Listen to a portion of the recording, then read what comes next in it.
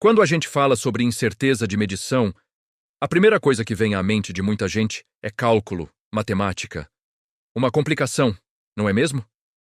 Mas hoje eu quero te mostrar que, especialmente na validação de métodos analíticos, a incerteza é muito mais do que um número burocrático no seu relatório. Ela é, na verdade, uma das ferramentas mais poderosas que a gente tem para tomar decisões seguras dentro do laboratório. Pensa comigo.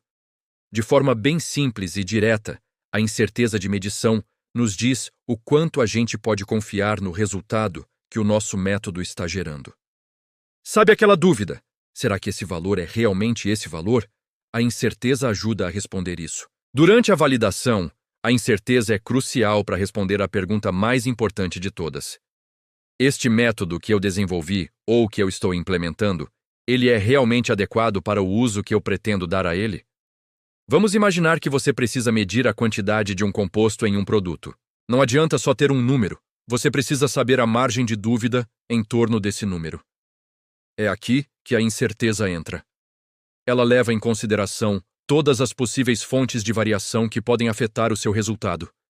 E quando eu digo todas, são todas mesmo.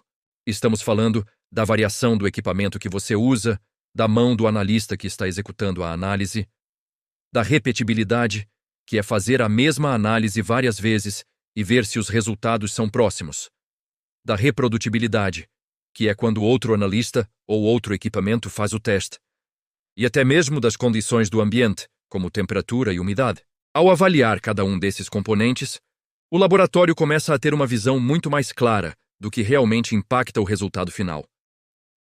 Não é só um exercício teórico, é entender na prática o que faz o seu resultado variar.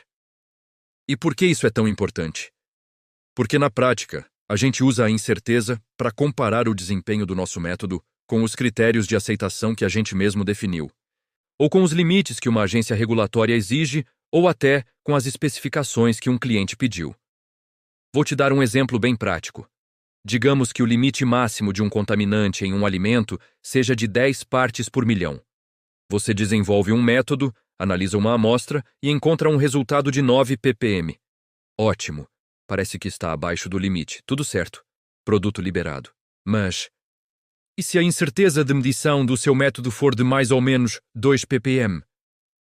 Isso significa que o valor real pode estar em qualquer lugar entre 7 e 11 ppm. Agora a história mudou, não é?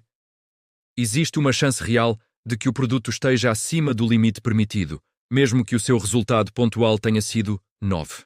É por isso que, se a incerteza for muito alta em relação ao limite que você precisa atender, o seu método pode ser considerado inadequado, e isso acontece mesmo que ele tenha mostrado uma ótima precisão nos testes de repetibilidade ou uma linearidade perfeita na curva de calibração.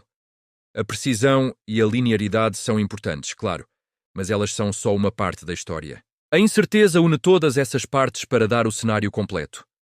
Não é à toa que a norma ISO 1725, que é a Bíblia dos laboratórios de ensaio e calibração, exige que a incerteza de medição seja estimada e considerada não só na validação, mas também na hora de interpretar e declarar a conformidade dos resultados. Um método que foi validado, mas que não teve sua incerteza analisada de forma crítica, pode gerar resultados que parecem corretos na superfície, mas que, do ponto de vista técnico, são frágeis. Eles não se sustentam sob um escrutínio mais rigoroso. E aqui vai um ponto fundamental que confunde muita gente. Incerteza de medição não é a mesma coisa que erro. Erro é a diferença entre o valor que você mediu e o valor verdadeiro. O problema é que, na maioria das vezes, a gente nunca sabe o valor verdadeiro. A incerteza, por outro lado, é um parâmetro que caracteriza a dispersão dos valores que poderiam ser razoavelmente atribuídos àquilo que você está medindo. É uma faixa de dúvida quantificada. É o que transforma um simples número em uma informação confiável, robusta, que serve de base para você, seu chefe ou seu cliente tomar uma decisão importante, seja liberar um lote de produção, aprovar um laudo ou garantir a segurança de um produto. Então, da próxima vez que você ouvir falar em incerteza, não pense só em fórmulas. Pense nela como sua aliada para garantir a qualidade e a confiabilidade do seu trabalho. É ela que dá peso e credibilidade aos seus resultados.